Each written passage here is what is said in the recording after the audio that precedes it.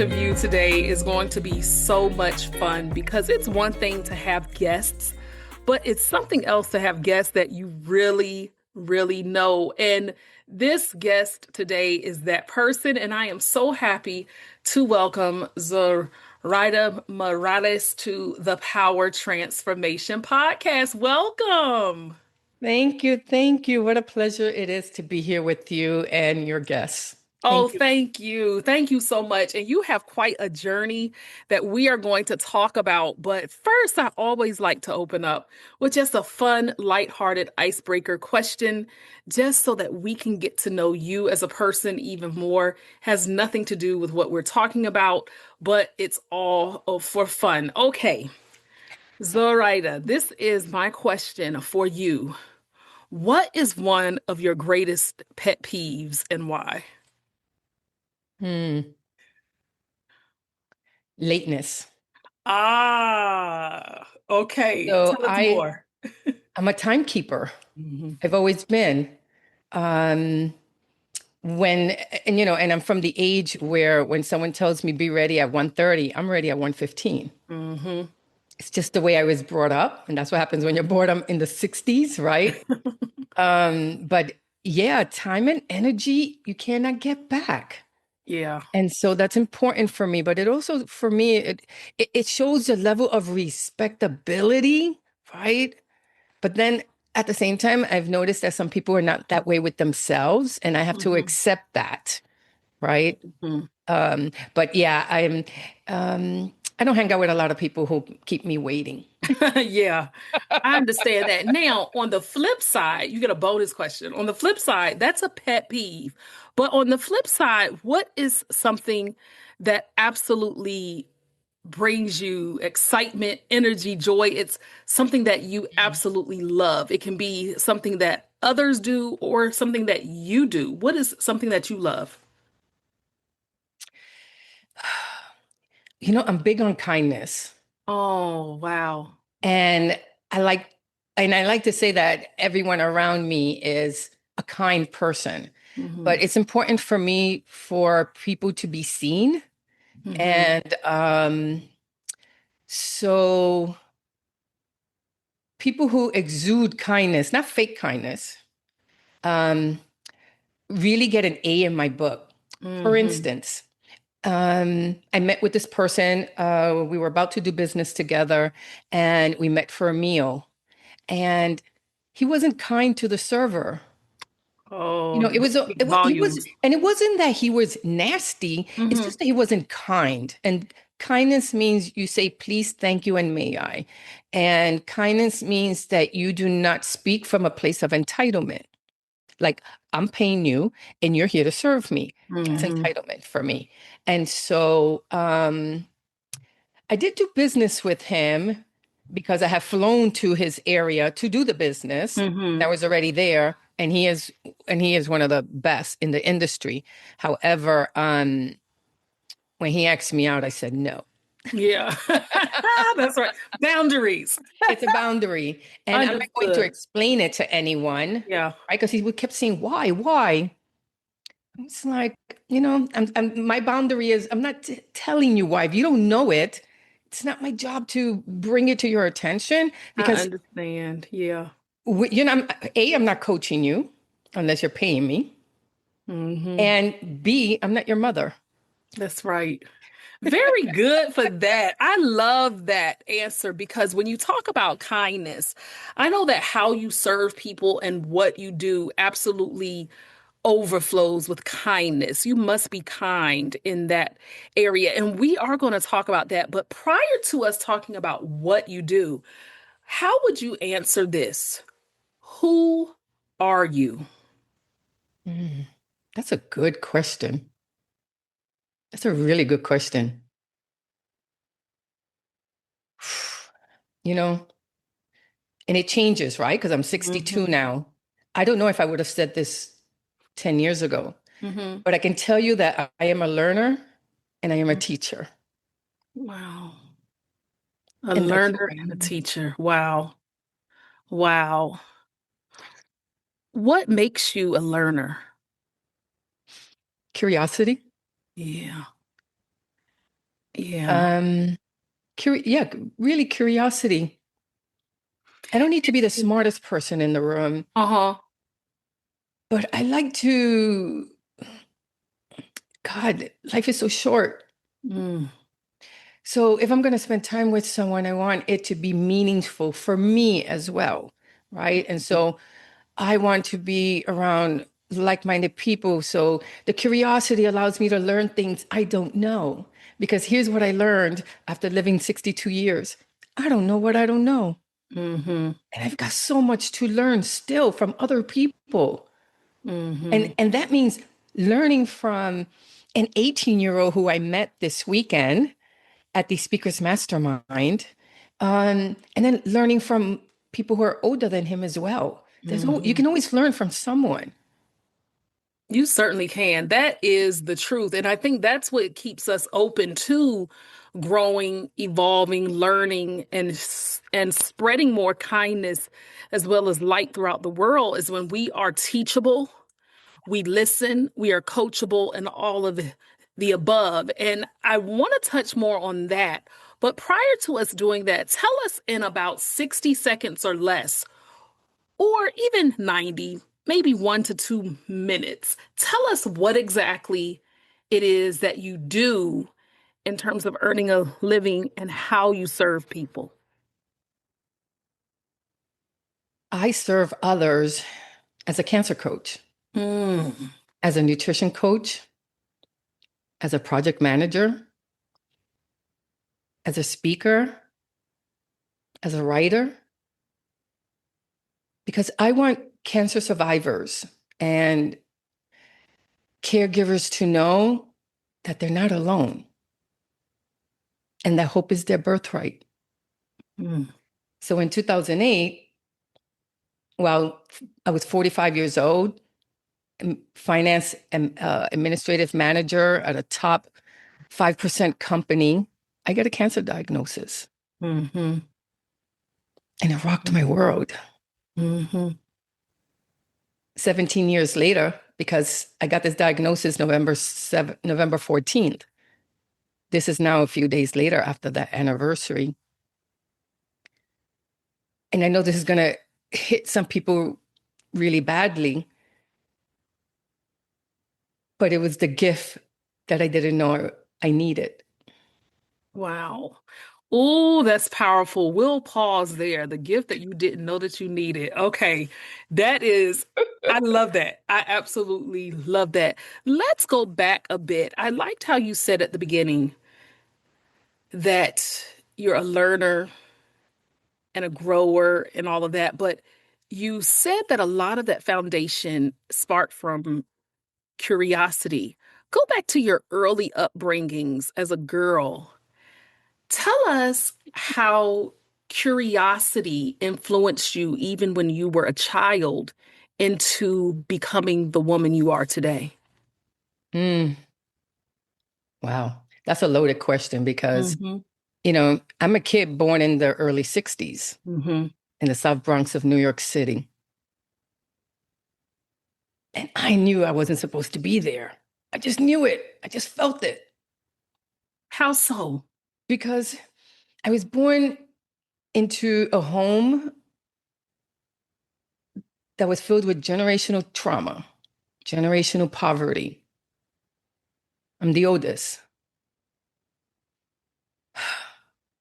And I've always had this compassion and this empathy for people. It's my cancer rising, Mm-hmm. right? But I couldn't, people didn't like it when I showed it. And I can understand why my family was like, stop it. Stop being that way because I'm living in the South Bronx in New York City and I can get hurt. Mm-hmm. So I had to be tough and strong, which is so easy for me because I'm a warrior. So, it was me being that original latchkey kid Mm-hmm. because in 1968, I had a key around my neck. Yeah. And knowing that there's a lot of bad behavior happening around me, and I would call it out. That's not right. It's not how you treat people. Yeah. That's not nice. That was me. I was that kid. People say, shut the fuck up. Mm-hmm. And I get it. I Mm-hmm. needed that would have gotten me in a lot of trouble if I kept being that person. Being less empathetic and less curious brought me right into college, right into finance. Because I Mm-hmm. didn't care about curiosity at that point. I was just in survival mode. Mm. Yeah. And as the oldest, that's a key point. The oldest of how many The siblings? oldest of four. Wow. Oldest of four. So, in addition to you having to take care of yourself, you had others under you Yeah. that you had to set the example for, that you had to help care for. That's a lot of responsibility as a child. And so, I like the fact that you Yeah. even said there came a point when curiosity was out the window. You had to do everything you could to survive. So, you go on this path, Zoraida, to getting into finance and getting into more of the corporate sector. Tell us about that journey, but then subsequently talk to us about how those earlier years were too, being a wife and a mom, and how you juggled being a wife, a mom, career, and then you get this diagnosis that changes your life. So you can answer it any way that you want to, but take us to who you were then and how your life was just ultimately altered. Yeah. So, just from what I've mentioned to you, I come from a family of mine and ego, Mm-hmm. right? We're in fight or flight mode. So I went to work at a major investment banking company just so they could pay for my college. So I was always a warrior. I was always a hustler. Mm-hmm. And I had that grinding mentality because that's what we did. Because my mother went to college at night in the 1970s and the 1980s while working during the day with four children, mind you, to get Mm-hmm. us out of poverty. Because my father started another family around the corner from where we lived. Wow. So here was more shame, more guilt. So now as a kid, I am managing my mother's stress because I love her and I want her to be the best she can be. But I knew I had to manage and lead myself. And I'm a kid, I'm 5, 6 years old. Mm-hmm. So I kind of grew up fast. And then I took care of my siblings. So going into finance, and by the way, my two sisters are in finance as well. Oh, interesting. My ex-husband was in finance, Mhm. and my firstborn now is a finance advisor. So, so us girls, because we're three girls and one gentleman, us girls, we said early on, this is not the way we were meant to live. Yeah. We are going to make money, and that's all we cared about. Now, making money not just so that we can buy things, but we didn't always eat. So if we didn't go to school, we didn't eat sometimes. That's how Mm-hmm. poor we were. And so going into finance was that mine and ego. It wasn't a mine and ego thing. It was fight or flight. I need to survive, and I need to think about the next generation, right? Legacy. And so I'm in finance, and I'm going to college at night, and I'm working 10-hour days. And by the way, this was 1983, 84. Mm-hmm. Not a lot of brown people Yeah. in that space. Exactly. Yeah. So I Not at dealt all. I dealt with a lot of racism, sexual harassment Women, yeah, because women also, yeah. because I'm a woman, Mm-hmm. B, I'm brown, Mm-hmm. C, I'm Latina. That's right. And people would look at me as though, who do you think you are? Like, you got this job because you knew someone, or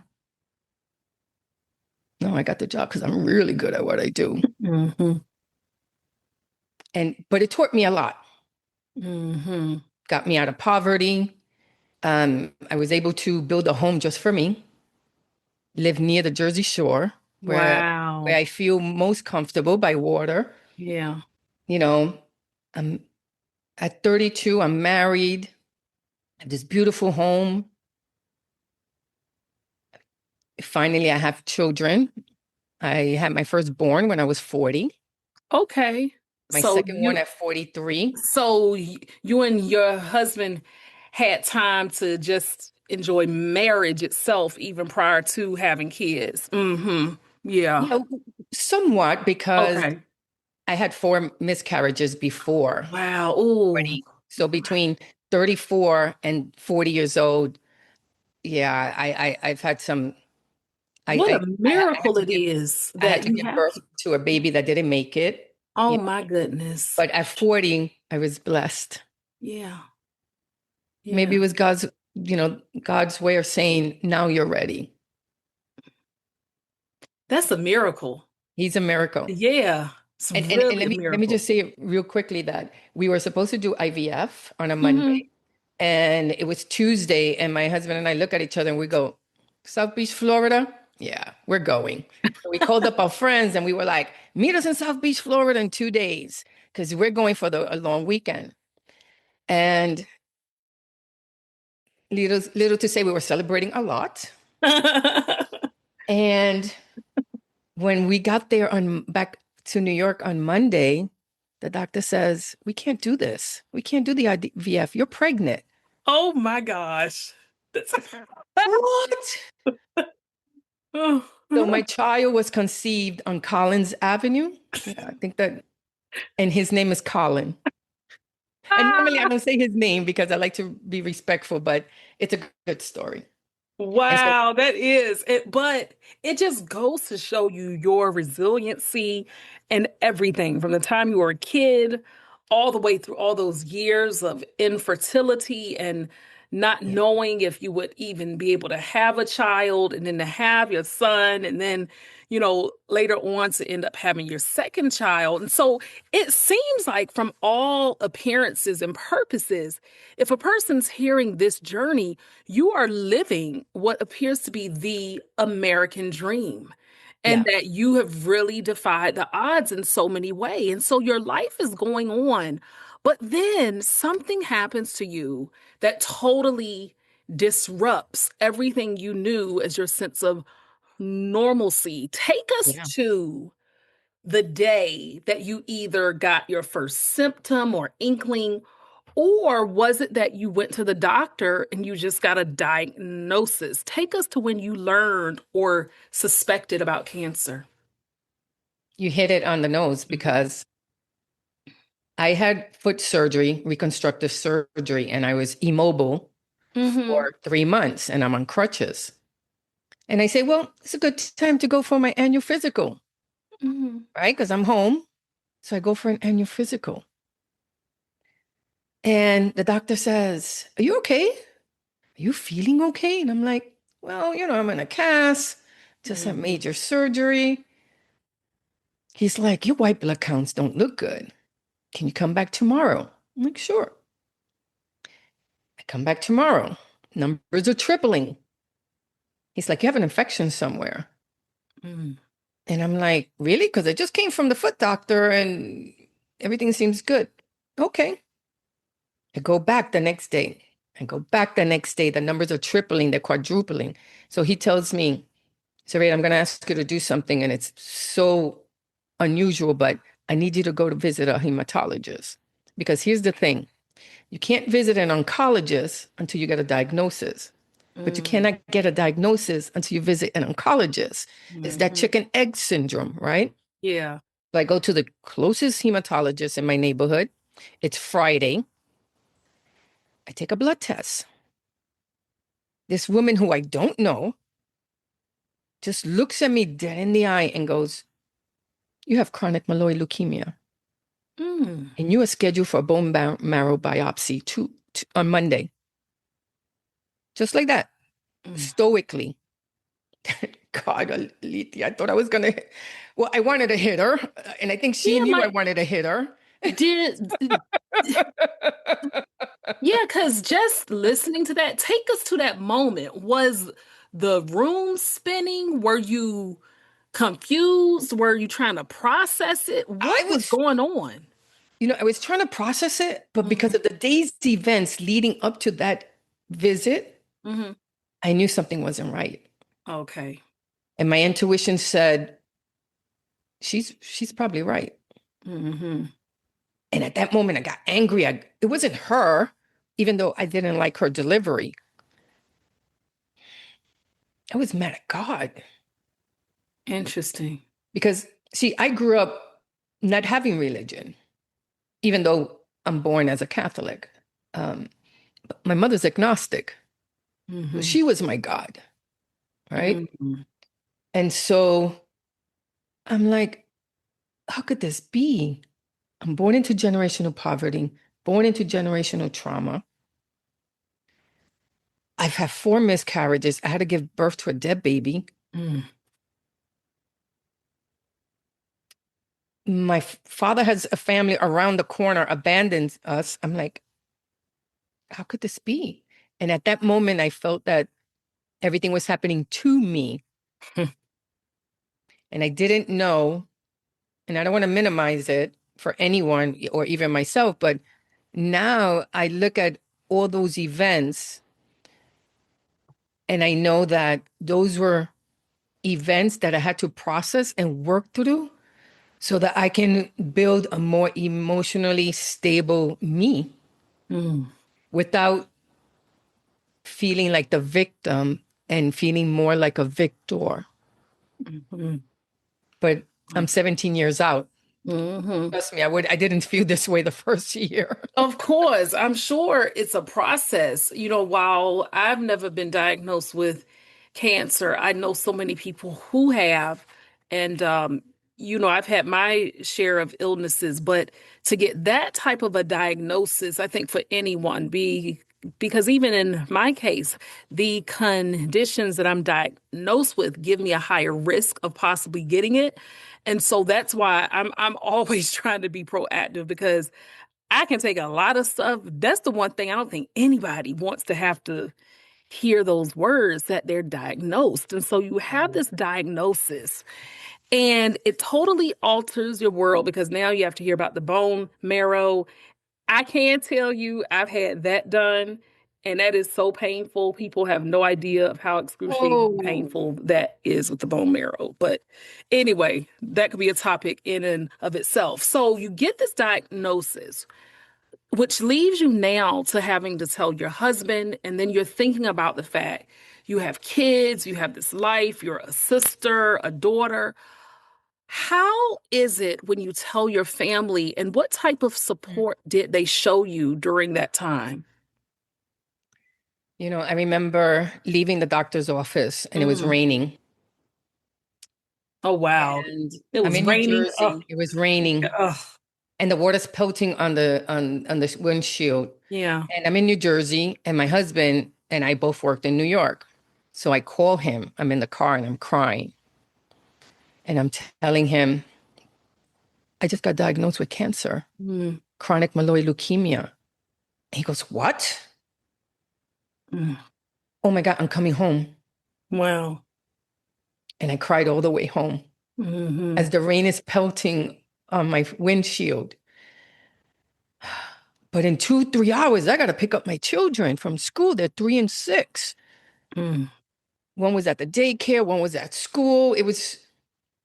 And so it was a matter of me having to wait to really get into my feelings because I had 2 children to take care of. That's So right. I pick them up and get them ready for dinner. And then my husband comes and we're getting them, we can't wait to shove them to bed here, like, because we know we need to have that conversation. We couldn't have Mhm. that. That was the beginning of my kids living in a home where there was no laughter, where Interesting. there, because we're whispering, because this is what happens. You don't realize how much it affects children. You're whispering. You're you're being reflective. Mm. You're not living in joy because you have this thing, but all the joy is fake that you're trying to do in front of your kids. And kids, in mine were 3 and 6. They Hmm. knew something was wrong. That's right. They just don't have the articulation. They don't have the verbiage to say, Mom, Dad, why the sadness? What is Hmm. going on? Remember, they're babies. But they came from a home where there was music all day long. My ex is he's a DJ, so I've always been we've always had music playing on 24/7, always in the Hmm. background, all kinds, because he's a DJ as well. There was no music. There was no it was it, people didn't visit as much once you get that diagnosis. It makes people uncomfortable. It does. Yeah. People don't know what to say. I mean, I had to end a friendship because she kept saying things like,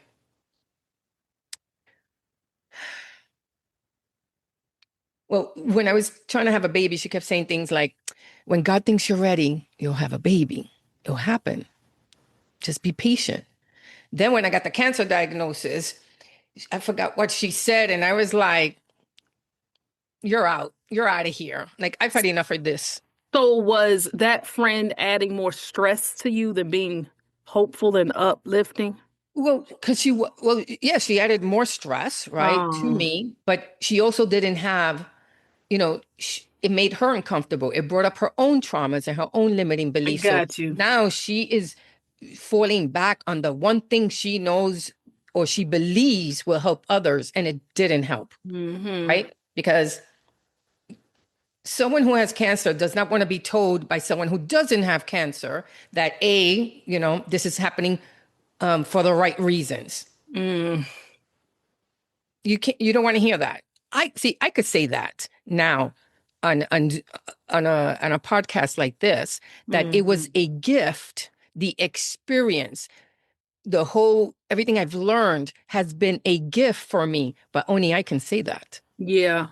because Yeah, I experienced it. This is exactly. why I prefixed it by saying people who are just in their early journeys are not going to, this is not going to land right for them Hmm. because they're going to feel like, fuck you. Yeah. This is not what I planned for. Hmm. That's real. That is so raw and authentic. And people mean well, They even if a mean person well. dies, they'll say comments like, oh, well, God needed them most, or they're in a better place. They don't realize how insensitive that truly is, but yet they mean well. Sometimes silence is golden. Just being and sitting with the person and just listening can make a world of difference. Yeah. And you know, I never considered, and I think it's brilliant that you brought it up. I never considered that when you have children in the house, especially with smaller ones, you can't just openly talk about it because it could really freak kids out, although they know what's happening. It's hard enough for you as the patient to Yeah. navigate this diagnosis. And so you're going through it and you start your treatments, which actually led you to 13 years of chemotherapy that I didn't even realize a person could be on chemo that long necessarily. So you taught me that. Yeah. But 13 years of chemo, and you're still married, you still have your kids working. But during that time period, Zoraida, you began to transform. You began to shift. You began to grow. You began to have this radical self awareness and an eventual radical self love that led to a series of events that nobody saw coming. I don't even think these events are something that you planned for. So take us there in terms of you navigating that and how your life totally changed and shifted. Well, let me start by saying that, you know, when you get a diagnosis, Hmm. you're operating from your former self. And I say that because any diagnosis, you're a different person right after. It Yeah. just shifts you automatically. It's a life event. And so I was operating on what? Fight or flight. Hmm. I kept asking, what do I have to do? What do I have to do? Because I'm the person that likes to follow the rules. and I'm a project manager. I like to get things done. So what do I have to do? What do I have to do? It served me for a little while, Mm. but then I felt dead on the inside, dead, because I wasn't living with joy. I wasn't living with hope. I was just surviving. Mm. And then here's the thing. The people around me didn't want me to shift because now I'm shifting mentally, emotionally, spiritually. The people around me didn't want me to shift because people like getting what they get from you the way they get it and how and when they get it. And so, Mhm. you know, devotion to self means saying, no, I can't do that right now. Devotion to self means asking for what you need. And then I was told, I can't do that. I can't come this weekend and help you with your children. I'm Mm. helping your niece and your nephew, or I'm working, or I have tickets, or Mhm. there was always something. So, you know, my family and my husband, the father of my children's family, they lived in New York, but we lived in New Jersey and we lived in the Mhm. suburbs. And they probably think they helped a lot, but they weren't around when the way we needed them. So here's the thing. Someone gets a diagnosis. I encourage people to say, how can I help you? How can I show up for you? Can I bring you groceries? Can I order you groceries? Can I have someone clean your house? What is it that you need right now? Do you need me to call you and see how you're doing? Do you want me to be an ear at the doctor's? Mm. What is it that you need? No one ever asked me that. Not one person. What people did say was, you're the strongest person I know, Zoraida. If someone's going to get cancer, it should be you Wow. because you are a warrior. I was told that my entire life since I was that kid. Mm. I hate it when someone told me that, Wow. including my own family. So what did I do? I reverted to being that warrior kid. Well, I can do this by myself. Hmm. No, you can't. No, you can't. I learned that the hard way. That was my 2x4. Mm. And so, I love the way one of my sisters, when she heard the news, I love the way she approached me because we were both pregnant at the same time. So I knew Okay. it was very delicate for my whole entire family because what happens is one person gets a diagnosis and all your loved ones are affected by it. So she called me and she said, I don't know what to say. I am devastated. I love you. Mm. What? Mm. Tell me what I can do to help you. And 3 hours later, that girl was on a bus, pregnant, because she didn't drive to New Wow. Jersey at my home. And I was like, oh my God, That's love. that's Yeah. love. That's Uh-huh. support. She saw me. She saw me, whereas others didn't. Mm. Mm. That is something else. And I hope that those who are listening to this can take that away with so many people knowing a person with cancer. But you're right about the calls and the people that visit. Slow down. I'll never forget when my very close friend, Should Derry, was passing in 2017. It was a couple of weeks prior to her passing. She had colon cancer. And I remember it was a house full of people over there, full of people. And she always had this great sense of humor, but she was really struggling by then and she had home hospice. And I remember her, I remember her turning and she said, huh.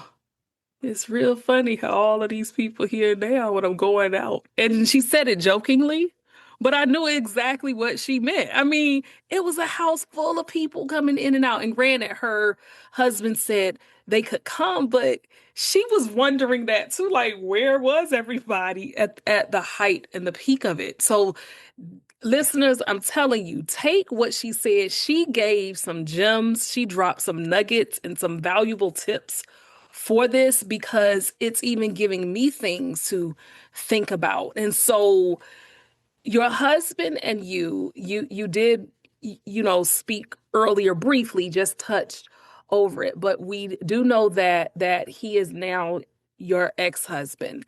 And so after 24 years of marriage, that chapter closes in the sense of marriage. Yes, Take us while taking there, chemo. but While taking chemo. yes. And so I want you to take us there. Share with us how that moment really changed your life.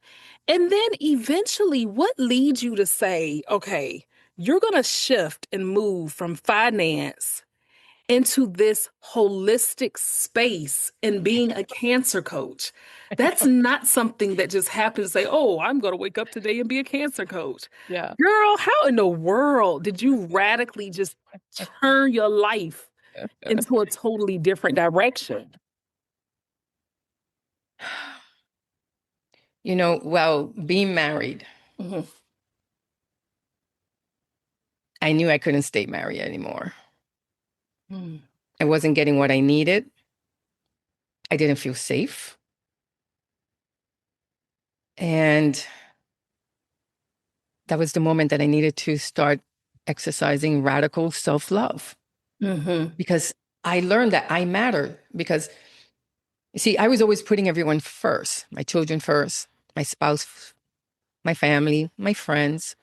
So I was giving from a not only empty cup, but I was giving from a full cup.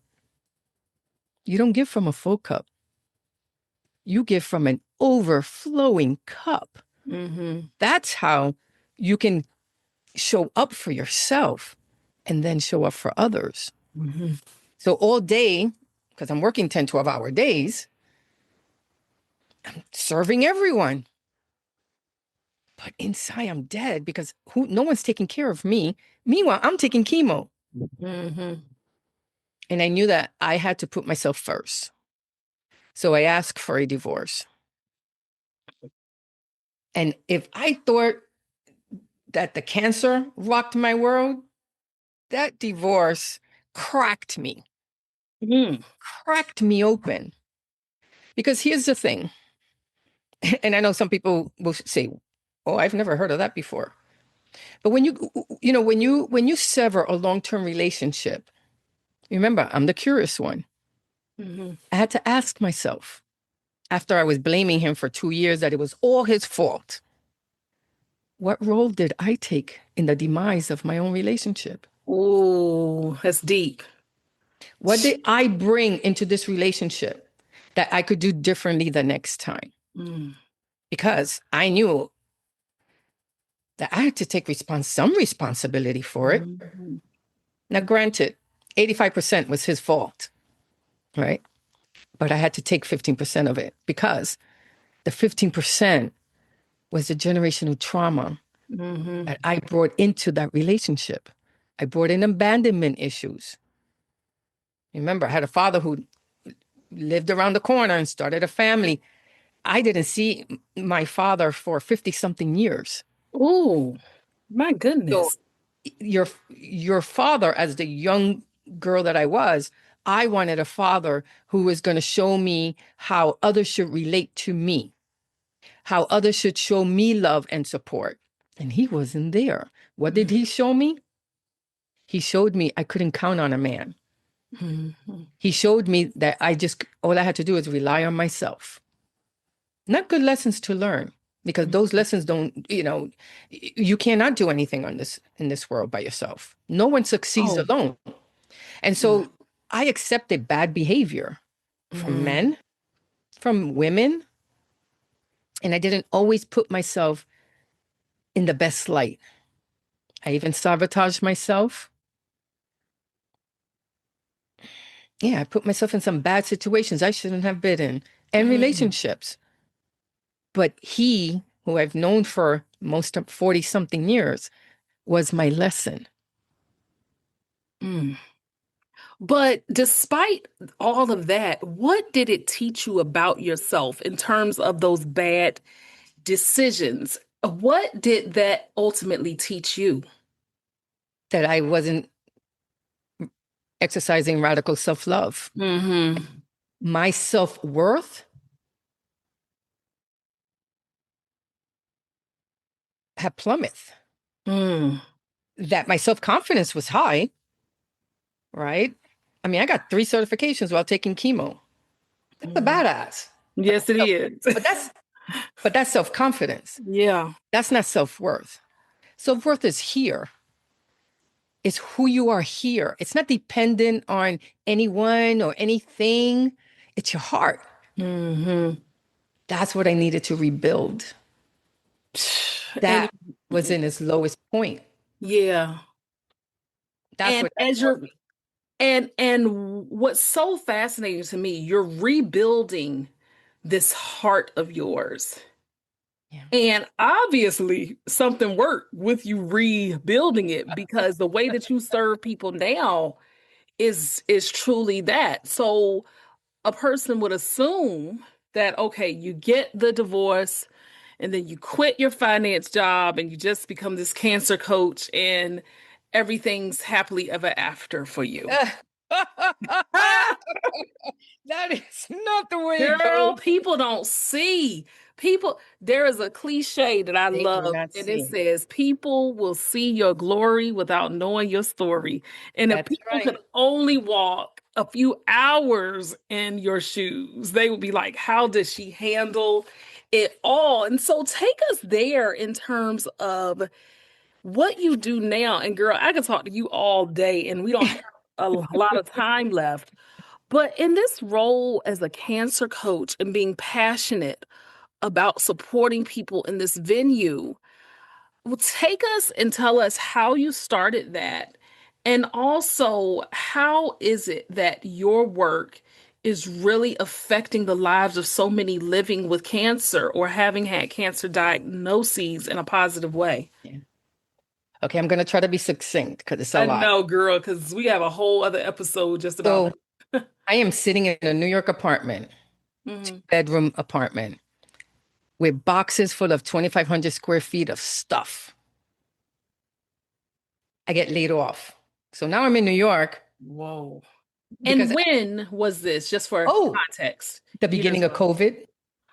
Recently, within the It was last 20, 5 years. it was 20, 20. 2020. I moved to New York because now Okay. because my job is in New York. So I sell my home and I say, okay, I'm going to live close to my job. And so now Dang. I sell my house 2 weeks before COVID starts. Oh my gosh, out of all time. Now it's July of 2020. I'm moving to New York. I'm sitting there with all these boxes and I go and I ask for God. And it was almost like a Martin Scorsese movie watching myself when I think Mhm. about it. And I'm looking up at the ceiling and I go, God, love me, hold me, tell me everything's going to be okay. Because everyone's mad at me because when the women ask for a divorce, everyone goes, who do you think you are? Uh-huh. Wow. And in that moment of me asking for him, he hugged me. He hugged me. My arms were warm with his touch. He was Mm, telling me I was going to be okay. mm, Girl, I remember leaning in. So I'm 5'7". I'm a tall woman. For me, he's 6'3". I just put my head on his shoulder and I boo-hooed. uh-huh. And I just like that, but I knew that I was going to be okay. Hmm. And it was the first time that I had let it all out in that way. And like 20 minutes later, I'm like, okay, I could do this. I don't know what's going to happen, Hmm. but I'm okay. He's got me. And it was the first time I had asked for him because when I got the diagnosis, remember, I quit him. I was Yeah. like, I don't want to see you anymore. How dare you let this happen? Now I know that he's been there all along, waiting for me to ask for him. Girl, isn't that something? He was See, waiting for me. yeah. And it's very easy to feel like God's left us when that's not true. But sometimes you can't see the forest for the You can't trees, see is it. what they say. Mm-hmm. But then he kept giving me gifts Yeah. because he already knew I was going to be a cancer coach. I had no idea. So now it's now it's still, we're in COVID. Mm-hmm. Now we're in 2021. And my sister calls, hey, can you speak to this woman? Because everyone's calling me saying, can you speak to my friend? Can you speak to my mother? Can you speak to my brother? They got cancer. Because I was Mm. the only one that they knew who was taking chemo for, at that time, 11 or 12 years. Oof. And so I speak to this mom. Her 27-year-old daughter just got diagnosed with metastasis breast cancer, -4. 27, she's a baby. And mom is devastated because mom loves her daughter and wants to help her, but doesn't know how. Mm-hmm. So I speak to mom. I let her ask me all the questions she wants. And then I found myself telling her, giving her the 7 things she should do after diagnosis. 1, take a breath because you're going to find that you're not breathing. 2, get a second opinion because you deserve to get as much information as you can about your diagnosis. Mm-hmm. And every institution treats every illness differently. 3, this was the good one. Get a cancer coach. I had never heard of one. Me either until I met you. I never, and I'm a reader. I never read Hmm. it. I never saw it. No one ever Same said. here. I don't know where that came from. 4, start removing processed foods out of your diet because food is medicine. Mm-hmm. Start moving your body if you can, right? Go for a walk, get out in nature. Even if you could just walk around the corner. Hell, there were times I could only walk around my apartment. Mm-hmm. Next, get your tribe in order. Find out who's going to go with you to the doctor, who's going to help you with groceries, who's going to come check up on you. Mm-hmm. And 7, get in touch with something and someone higher than yourself because you're going to need to rely on something or someone. And I couldn't believe it that I said those 7 things. And she just poured into me how much she was grateful that I gave her my time and my energy, and my heart lit up. I'm sure it did. Ooh. And I Wow. said, I'm going to be a cancer coach. Who said that? Mhm. God, that You shit put it out scared there now. me. Those were his words. Yeah. When I got off the phone with her, off Zoom, it's like, oh shit. That's when I started to make the shift. That's when I was like, this was my heart. I haven't felt my heart in a long time be this Mm. excited. This is, when they say do the things that you love and it doesn't feel like work, Mm-hmm. that's what that comes from. And I just, but here's the thing. My ego said, you're not gonna be a cancer coach. We like being in finance. We like making a lot of money. We like the lifestyle we live. We love going on vacation every 3 or 4 months. Oh, yes. Glorious. Yeah. Yes. And it was good. We did like that. And then my mind said, girl, you're not a coach. You're a manager. What do you know about being a cancer coach? And here I am. I'm acting as the heart Same. Yeah. because now I'm opened up and I'm going, whoa, whoa, whoa. Because I know what I felt and I knew I was onto something. I knew that that was the way I had to go. And I said, we don't have to be poor just because we're going to be a coach. Hmm. That's limiting belief. That's right. And then I told my mind, what are you talking about? I've been a coach my entire life. My daughter, mom, sister. I got 9 direct reports and I managed 200 people. But see, oh yeah. That's definitely high level coaching. So I'm like, I am a coach. Yeah. I said, and we're going to do this because you know what? I'm the heart and we're going to Mm. do things my way from now on. The mind and ego are going to follow and support, and you're going to support the heart. That's right. So That's how it how all started. so how exactly do you go about getting your clientele? And if somebody listening to this wanted to meet with you or connect with you and say, this is something that either I or a loved one could really use, how could they connect with you? So I live on LinkedIn, so they can Hmm. definitely find me there. There's a few Zoraida Morales, but I'm the one in the red suit, so you'll see me Okay. there. I have a program called the Three Pillars of Nutrition: mental, physical, and spiritual. So I talk about mental health, I talk about spirituality, I talk about devotion to self. And I also have a website called zoraidamorales.com. And I'm actually building another one called Life by Design, Not Default. It's being Oh. built as we speak. And people find me on platforms like this. So I speak on a lot of podcasts, and people will get in touch with me, and I'll have a call with them. But here's what happened to me not too long ago. Hmm. Great story. And it's a testament to the powerful words that come out of my mouth. So I do a podcast. I meet this woman. 3 months later, we have a call, just a regular call. She wants to know a lot about how I serve people. Hmm.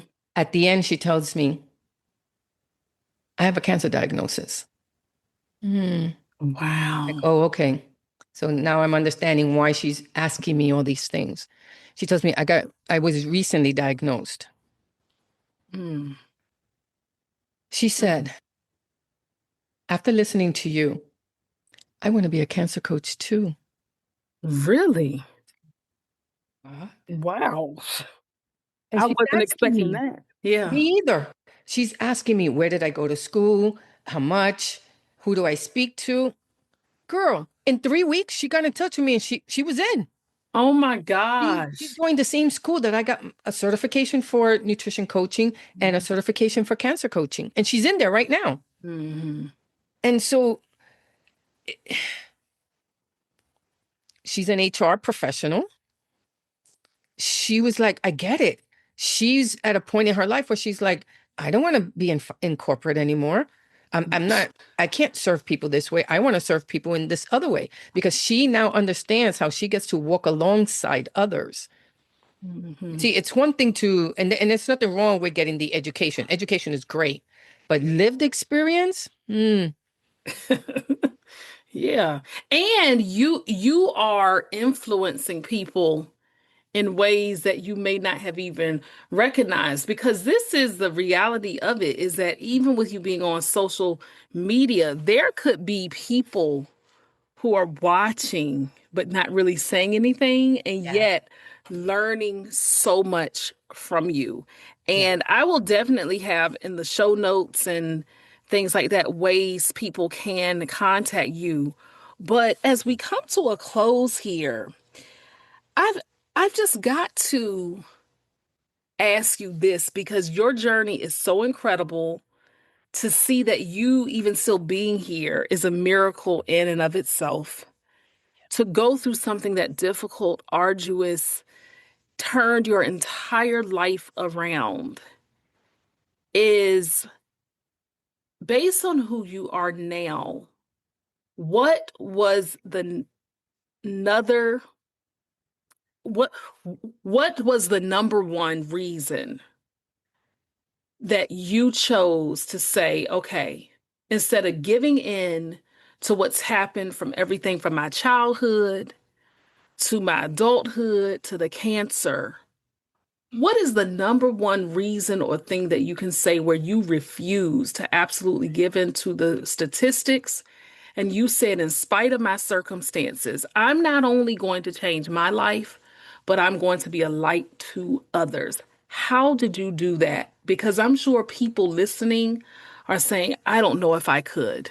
How did you Mm. do that? I say to those people that you definitely can. And I did it through radical self love. So we live in the United States, right? Mhm. And in the United States, it's all about grinding and hustling and deferring to others and taking care of your Mhm. elders and your siblings, but no one shows you how to love yourself. I mean, really deep down. And when I say love yourself, I'm not talking about that mani-pedi, and- Yeah, which is not. great. I mean, I love my mani-pedi. I'm not talking about that back rub or that massage. I'm talking about singing a love song to yourself. Ooh. Talking about a little meditation where you are enough. I'm talking about meditating on gratitude for what you do have and not on what you don't have. I'm talking about sound healing. I'm talking about getting down with nature, taking a walk in the forest. I'm talking about being instead of doing. And so I learned to give from that overflowing cup, which means that in the mornings I pour into myself. I don't look at Facebook. I am not looking at texts. I am pouring into myself. I am journaling, I am meditating, I'm doing yoga, I am reading, I am singing a love song to myself. I am swaying in front of the mirror, which I already did before I got here, and I'm going to do it again later on. I'm talking about me. I'm talking about looking in the mirror and go, I'm so proud of you. Hmm. Even though you were fearful, you did it anyway. Hmm. Look at you. You're Hmm. badass. It's not to say you don't have fear, it's to say you're going to do it anyway Hmm. because you're worth it. You're enough. And I am not my past. Not at all. Not at all. So it takes a lot of work. It It takes does. a It lot takes of a lot work of work. to Yeah. get all this together. And then I mirror it at night. So I have a Reiki session tonight at 9 o'clock. That's my gift to myself Hmm. because that's for me. That's Yeah. that's that positive energy, just reinforcing everything that I'm doing right now.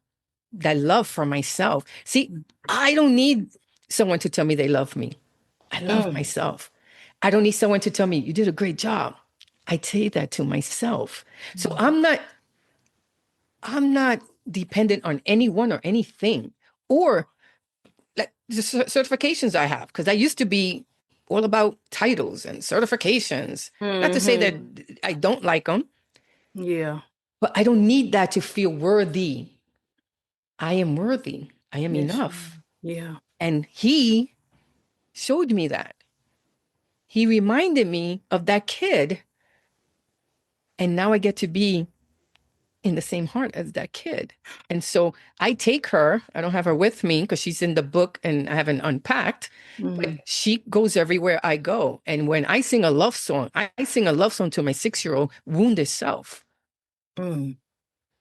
because I brought her to Virginia with me. Yes, and I was gonna mention that because you didn't even touch on that, which is fine. But yes, audience, she is not in New York anymore. She took radical self-love to a different level, moved to my hometown area, Virginia Beach, and she said earlier she loves the water. That's her happy place. That's where she thrives. That's where she does best. And you moved down here to southeastern Virginia, living your best life with everything happening. So, look, we are about to come to a close, but I can't end this without you telling us what are some projects or things that you have coming down the pike. And also, you're a published author, and I would dare say international best-selling published author, and you have so much more to come. So, of course, don't share everything because there are certain plans that have to stay under wraps. But what are Yeah. some things that you can share with us that are happening, and how can we support? Mm. Oh my God, so many beautiful things are happening. I mean, I just spent a beautiful weekend learning how to be a compelling storyteller. That's Mhm. important for my work.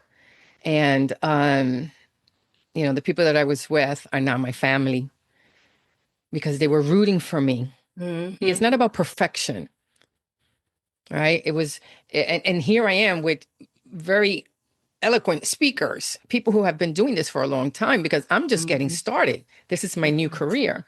And Yay. so we all supported each other. We rooted for each other. And then I had a book launch yesterday, which you Yes, you did. were so beautifully a part of. Thank you. It's my fourth anthology, and Wow. it's called Awaken to Joy, No Permission Needed.